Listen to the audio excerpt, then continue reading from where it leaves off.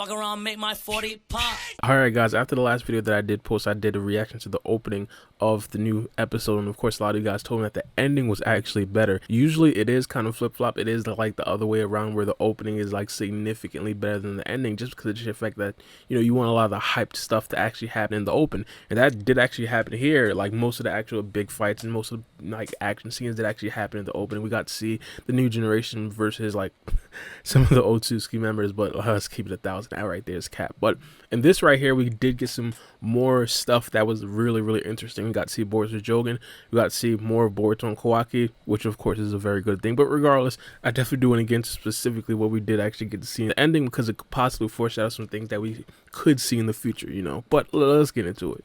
Alright, so we got Boruto and Kawaki essentially standing a far distance from each other. This right here is the theme, as I said. It's going to be essentially Boruto and Kawaki throughout the whole ending. And I think this right here is probably going to be indicative of what we're probably going to get to see in the next arc. Not necessarily the Sasuke Resident arc, of course, but of course when the manga starts to be adapted into the series. It's going to be a series about Boruto and Kawaki. And this right here was kind of what I was talking about like in my last video, how I do want to see how they're going to implement some of the side characters and how they could possibly be assets to not only Boruto, but potentially even Kawaki as well. If hypothetically Kawaki does, like, let's say, splinter off, are there going to be some new generation characters that could potentially follow his lead? And even if Kawaki does stay loyal to the Hidden Leaf Village, are there going to be people that naturally start to follow Kawaki a little bit more than they do start to follow Boruto? As of right now in the actual anime, I mean, other than like Himawari or something like that, I don't necessarily think a lot of the new generation characters kind of warm to Kawaki even more than Boruto, but I definitely do want to see exactly how this goes.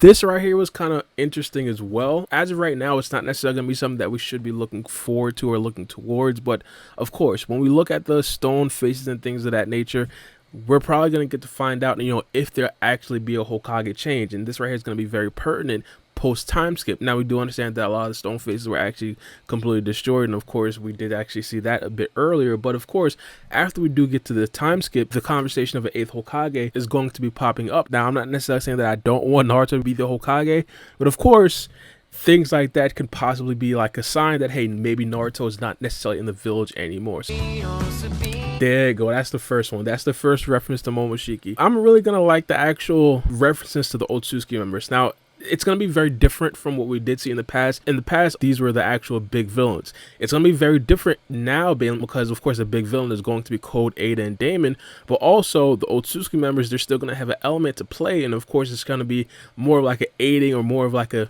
just an ominous presence, not necessarily a villain type. So I definitely do want to see exactly how they play this role out. We talk about this all the time, how there could potentially be a relationship forming with Momoshiki and Boruto. If there were to be any sort of inclination of that, it would happen in the anime. So of course this right here, this combination is something that we should be looking forward to a lot. And of course the next one, Kawaki as well, as I'm pretty sure. Yep, there we go. Ishiki Otsutsuki, the big dog. So I definitely do want to see exactly how they're going to utilize Ishiki Otsutsuki if he is actually going to come back into the series. I wouldn't necessarily rule it out, mainly because when it comes to Boruto and Naruto, they absolutely love their flashbacks. Boruto hasn't necessarily been as egregious as like Naruto and Naruto Shippuden, but I'll be absolutely dumbfounded if they don't necessarily give us some flashbacks to not only Ishiki Otsutsuki, but also the Hokage organization in Jigen back in the day when Kawaki first got his karma seal. So I look forward to that when the actual manga does start to be adapted into the anime.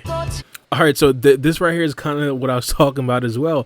Some of the flashbacks. Now, we've pretty much seen this scene like a plethora of times, so I don't necessarily expect to see a one-to-one comparison of this, you know, coming back to the anime, but I kind of do expect to see more of this dynamic back in the day, mainly because once Kawaki does actually get his karma seal back, we understand that a lot of these thoughts and a lot of these emotions and a lot of these memories are probably going to start flowing back to Kawaki. Now, of course, I don't necessarily want to say it's going to be a full-blown throwback episode like how we did get the last time the manga was being adapted into the anime about Kawaki's backstory, but I wouldn't necessarily be surprised if we do get to see a plethora of flashback scenes like this with Kawaki and Jigen, some things that we just didn't necessarily see before, and some things that could possibly explain why Kawaki is the way that he is. But let's continue. Oh, there we go. My gosh, Sasuke and Boruto. This right here is going to be a relationship that I'm pretty much going to be looking forward to a lot, just because of the sheer fact that as of right now, when we are in the actual manga times, I don't know. It seems like there should be a time skip. The problem with that, Sasuke and Boruto have rarely had any interactions as of yet, and for the entirety of part 1. Now, don't get me wrong. Of course, they've interacted. They've had many training sessions and things of that nature, but I'm pretty much in the majority when I say I thought that Sasuke would be training with Boruto a lot more up until this point, and a lot more pre-time skip. So I really do want to see exactly how they implement their relationship when it does come to the anime. It's also going to be a lot more involved in regards to the Momoshiki and Karmasil situation. We do understand from the manga that Sasuke is kind of aware that Momoshiki is still around. We do understand that Sasuke is kind of one of the only people that could actually sense Momoshiki. So when it comes to the anime, is Sasuke going to play a much bigger role? And of course, figuring out how Boruto maneuvers with the Karmasil and with Momoshiki kind of breathing over his shoulders.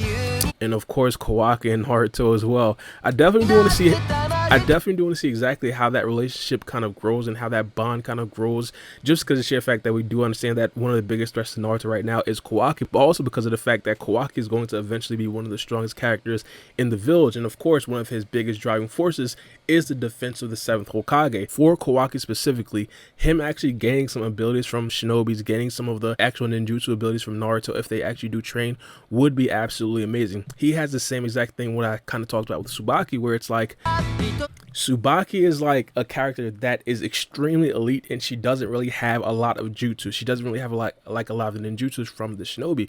Kawaki is still kind of the same exact way as well. He of course has the fire style and the shadow clones, but he could possibly gain a lot more, and of course make him significantly stronger. And of course that right there is going to be a very big thing in regards to when he is actually going to be fighting against other shinobis as well. There's going to be some shinobis out there that he can't necessarily only use his hacks, speed and strength abilities and just his cell multiplication. He's going to have to start to out tactic people, and we did kind of see that versus Ishiki Otsuki. So of course that bond right there, it's probably going to get stronger, especially through training.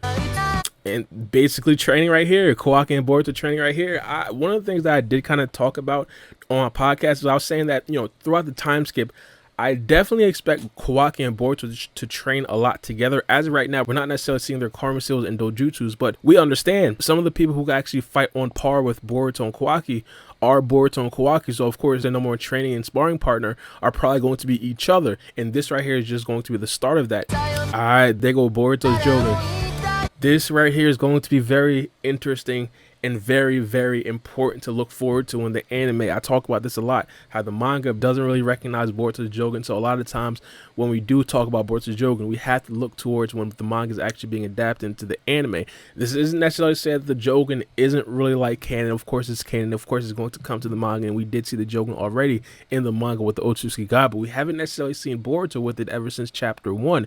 And of course this right here, I don't necessarily want to get my hopes up, because we did talk about clickbait in the last video, how of course the opening and ending, they have some things in there that aren't necessarily going to always make it to the series, but 1000% it's impossible for this right here to be a bad sign. They could have 1000% came into the opening and ending and said, you know what, we're not going to put Boruto's Jogan in it at all. And because they did it, now we have to be thinking about it when the manga is actually adapted into the anime. But let's continue. There you go.